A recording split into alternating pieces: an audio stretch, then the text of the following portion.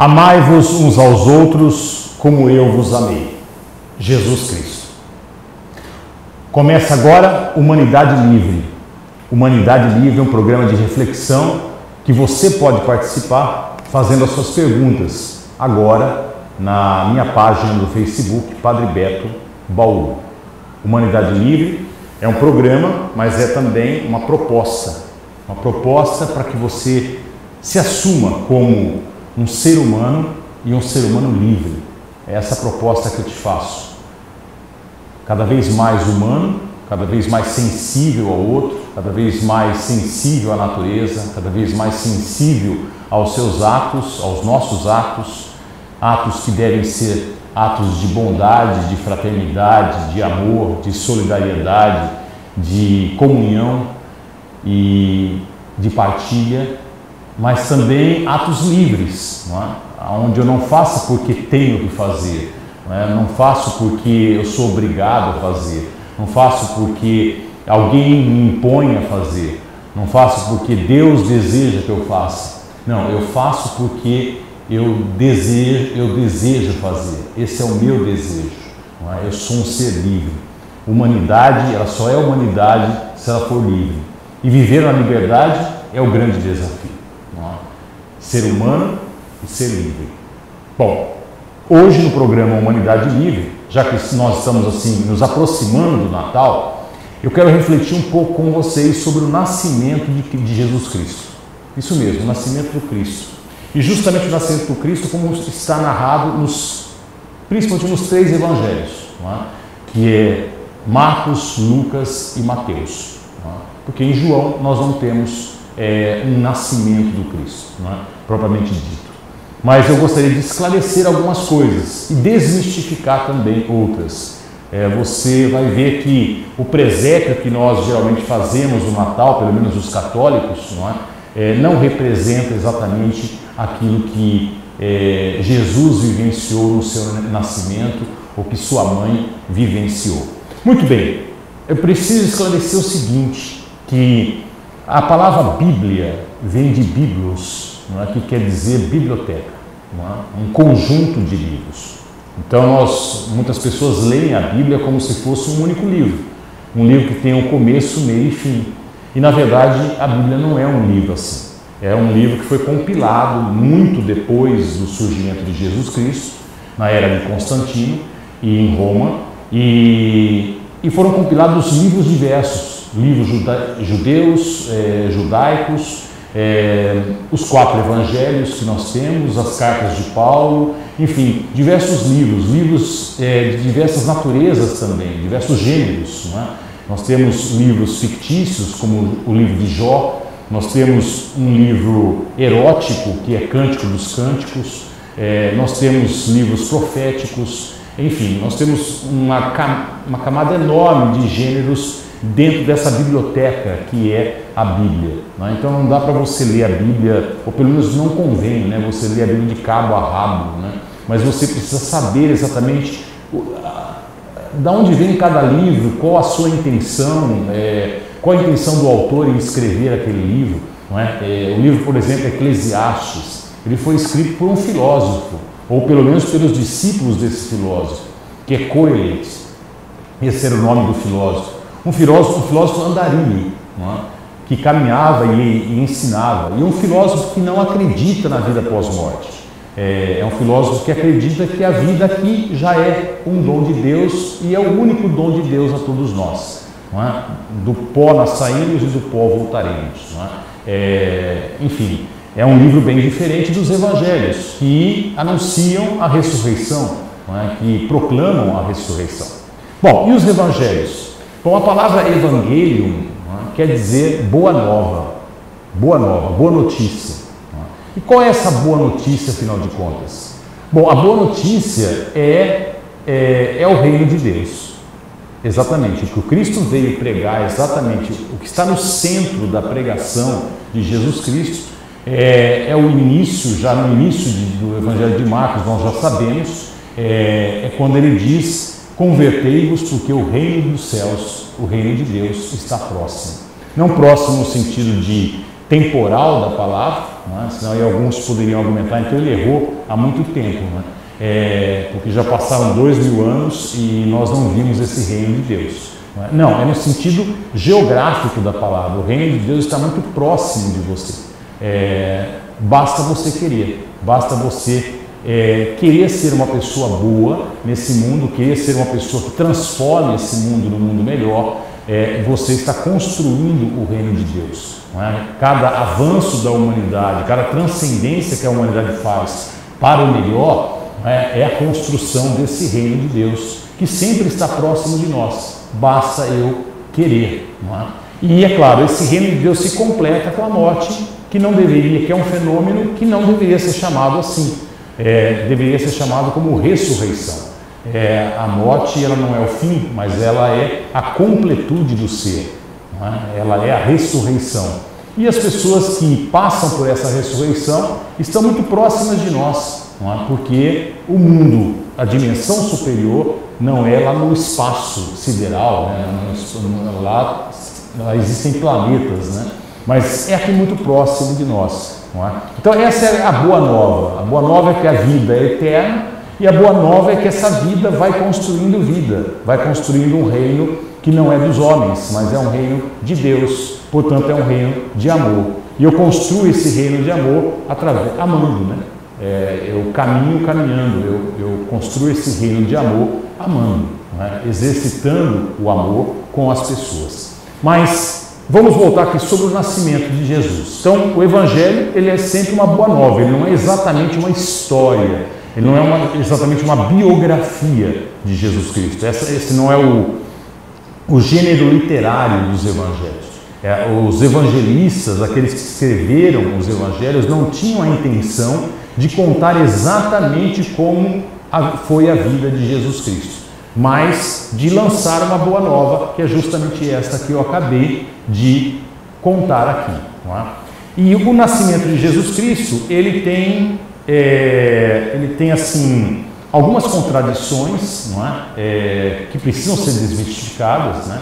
E ele não representa exatamente um fato histórico. Pelo menos o nascimento narrado nos evangelhos de Lucas e Marcos. Não é? Lucas e Mateus, desculpa. Lucas e Mateus são evangelhos que narram realmente o nascimento de Jesus. Nesses evangelhos nós não temos um nascimento histórico, mas nós temos uma construção. Ou seja, o que eu quero dizer com isso? Nada daquilo aconteceu. Tá? E nós vamos ver em detalhes isso. Se nós não pudermos acabar nesse programa, nós continuamos no próximo programa. E se você quiser fazer alguma pergunta enquanto a gente vai abordando esse tema, fique à vontade em fazer aí na minha página. Muito bem. O que nós notamos do Evangelho de Marcos, que é o primeiro evangelho a ser escrito, até o Evangelho de João, que é o último evangelho a ser escrito. Nós notamos uma tendência à divinização de Jesus Cristo, ou seja, de criar uma imagem divina de Jesus Cristo. Isso vai crescendo. Em Marcos, Jesus quase que se apresenta como um profeta, não é? Como um ser especial, um homem especial, mas que veio pregar uma boa nova. De repente, em Mateus, você já tem um nascimento celeste. Em Lucas, isso se intensifica. Não é? E depois, em João, nós já não temos nem nascimento de Jesus. Jesus já é Deus e ele vive antes do surgimento do universo. Ele é o Verbo que se fez carne e habitou entre nós e já vivia muito antes, numa vida eterna.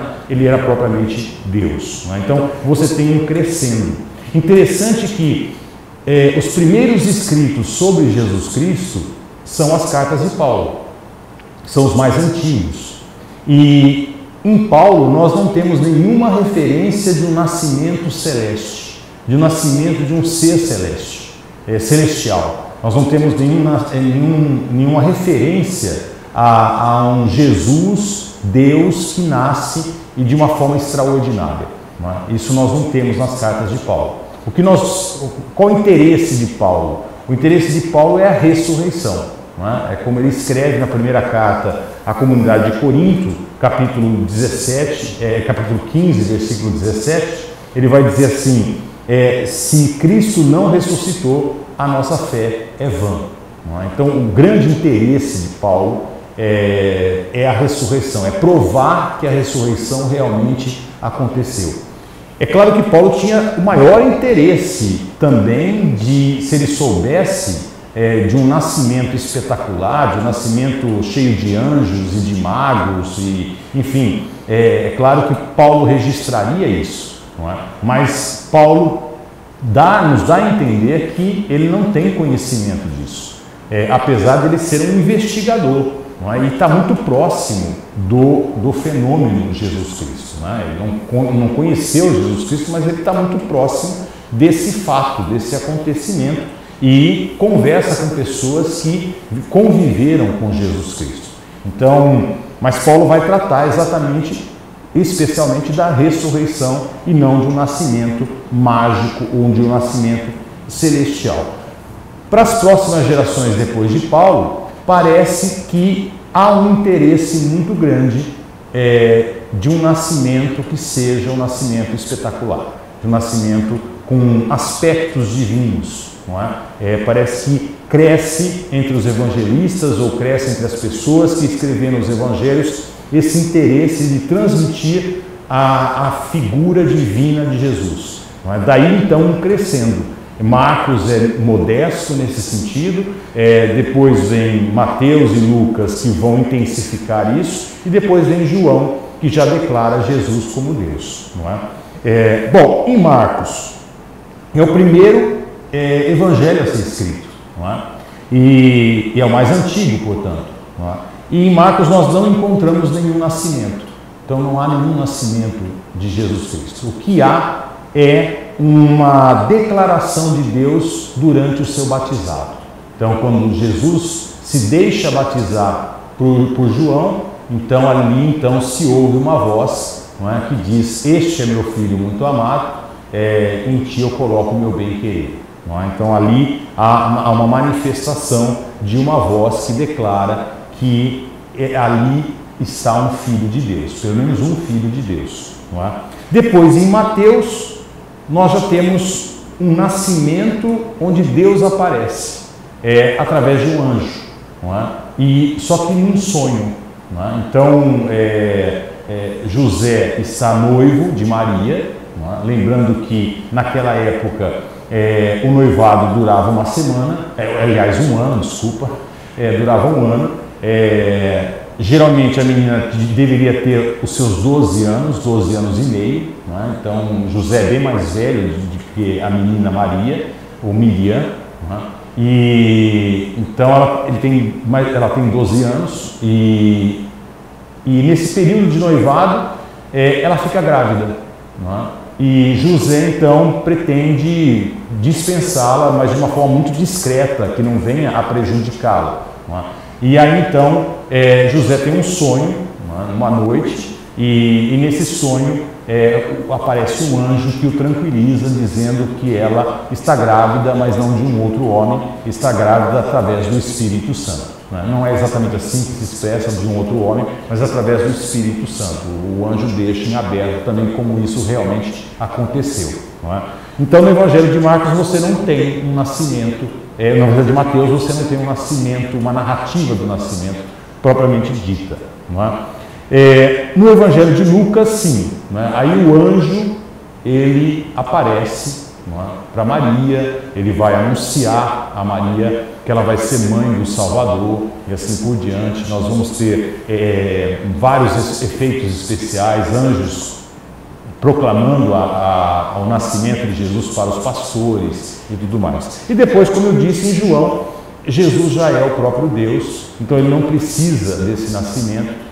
Ao prólogo lá de João, onde ele declara que Jesus já existia muito antes da criação, não é? E ele se fez carne e habitou entre nós. Então, nós vamos ficar assim, abordando o nascimento de Jesus, nos concentrando mais no Evangelho de Mateus e no Evangelho de Lucas, que são os dois evangelhos que fazem referência ao nascimento de Jesus. Não é? Eu disse que Marcos ele não tem um nascimento propriamente dito, né? com manifestações divinas, mas ele tem o fato do nascimento, não é? E tem o fato do sonho de José, não é? E depois dos magos, não é? Que é também uma manifestação aí interessante, não é? Então são conhecidos o Evangelho de Marcos e de Lucas como os evangelhos que retratam um pouco esse Lucas de forma bastante detalhada e Mateus um pouco mais modesto também, mas de uma forma um pouco mais aprofundada o nascimento de Jesus. Mas vamos lá em Lucas, não é? Lucas capítulo 2, de 1 a 3. Não é? Aqui nós encontramos várias contradições, vários erros do evangelista Lucas, ou daqueles que escreveram o nascimento de Jesus. Bom, a história começa, quer dizer, a dificuldade de Lucas é levar Jesus de Nazaré para Belém, não é? Porque para Lucas, como para Mateus, Mateus vai fundamentar isso no Antigo Testamento, Jesus tem que nascer em Belém. Por quê? Porque Belém foi a cidade do rei Davi, foi a cidade onde nasceu Davi. Não é?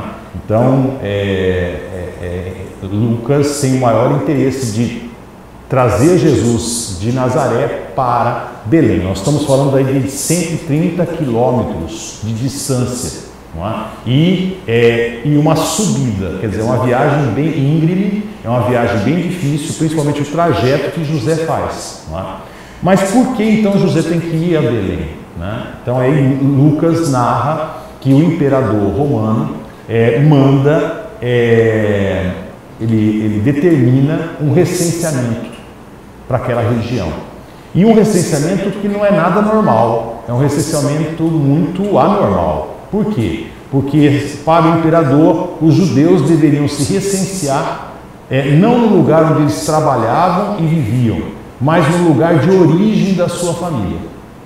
E esse recenseamento é um absurdo, por quê? Porque para Roma não havia interesse nenhum na árvore genealógica dos judeus. Não havia interesse de, se José era da árvore genealógica de Davi, de José ter que ir a Belém para fazer o seu recenseamento, não é? Para participar do censo. Então é uma coisa absurda. Imagine o caos que teria sido a Palestina, judeus circulando para cá, para lá e para cá, indo até a sua cidade de origem para se recensear.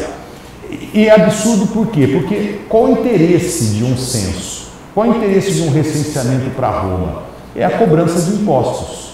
Não é? Se é a cobrança de impostos, não me interessa, como romano, saber qual é a árvore genealógica do judeu. O que me interessa é o que ele faz, a sua atividade profissional e aonde ele trabalha.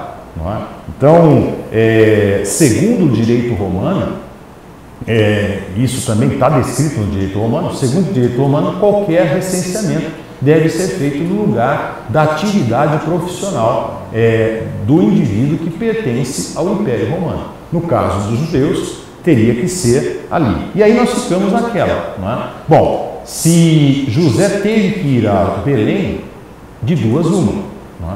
Ou José foi a Belém porque ele tinha atividade profissional em Belém, não é? E se ele tinha atividade profissional em Belém, então ele devia ter residência em Belém. Portanto, Jesus não nasceu na manjedoura, não é? Na marginalidade, não é? Ou José não tinha nada em Belém, portanto, Jesus nasceu em Nazaré. Ponto final. Não é? Então, esse recenseamento criado por Lucas, e é uma criação mesmo, não é? É um recenseamento muito mal elaborado, muito mal pensado. E também não há registro de nenhum recenseamento nessa época. Não é? Há sim um recenseamento que é feito 6 anos depois do nascimento de Cristo. Pode até ser que tenham errado o nascimento, a data do nascimento de Cristo, não é? E Jesus tenha nascido 6 anos antes, não é? Depois, desculpa. É provável, há uma teoria de que Jesus tenha nascido 7 anos antes do nascimento de Cristo. tá? Antes do número do ano zero. Não é? Mas, de qualquer forma, houve um recenseamento sim, não nesses moldes que os judeus tinham que ir à sua cidade de origem, não, nos moldes do direito romano, ou seja, um censo onde os judeus tinham que se recensear no seu lugar de atividade profissional, 6 anos depois do nascimento de Cristo. E que teve uma rebelião muito grande, uma revolta muito grande nesse recenseamento. Mas no ano zero, no chamado ano zero, no ano que nasceu Jesus Cristo, nós não temos registro nenhum histórico de um recenseamento. E olha que os romanos eram impecáveis em termos de registrar os seus atos, eles eram extremamente burocráticos, né? Tudo que eles faziam era registrado, então, e não há nenhum registro sobre isso. Também nós temos alguns erros. Se você se interessar em ler o nascimento de Jesus, nós vamos ver algumas falhas de Lucas, falhas históricas. Então ele coloca Quirino como o governador da Síria, né, nessa época. E não, Quirino foi nomeado governador da Síria 6 anos depois de Cristo, justamente no ano em que teve o recenseamento, né, e que causou uma revolta muito grande na Judéia, na Samaria, uma revolta que foi liderada por um judeu chamado Judas o Galileu. Né? Esse Judas o Galileu era um dos líderes revolucionários, e ele lidera esse movimento contra o recenseamento. Não é? Então, o motivo da ida de José para Belém como recenseamento é um motivo absurdo. Não é? José, ele mora na Galileia, ele tem sua atividade em Nazaré, não é? Ele está sob o governo de Herodes, que é o governo local, não é? E os romanos, eles não estão interessados na árvore genealógica, não é? De José, não é? Ele está interessado muito mais na atividade profissional. Fato é que não teve o recenseamento, mas vamos supor que tivesse tido um recenseamento, e esse recenseamento, assim, absurdo, né?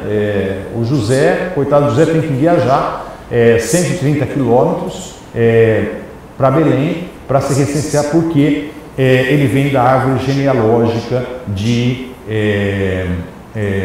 Davi. Bom, a gente tem alguns aspectos assim que são difíceis de acreditar nisso, porque se José tinha atividade em Belém, ele era razoavelmente, ele tinha uma condição econômica razoável, pelo menos. Não é? E não é isso que mostra os próprios evangelhos. Quando José e Maria vão apresentar Jesus ao templo, eles têm que oferecer um animal. Não é? E eles não oferecem um cabrito, eles não oferecem um boi para ser sacrificado, eles oferecem 2 rolas, né?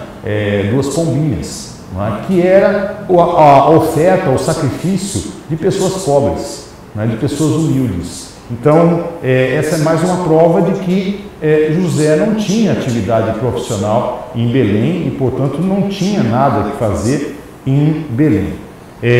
Mas Belém é importante para Lucas, porque ali nasceu Davi, então ele tem que colocar Jesus nascendo em Belém.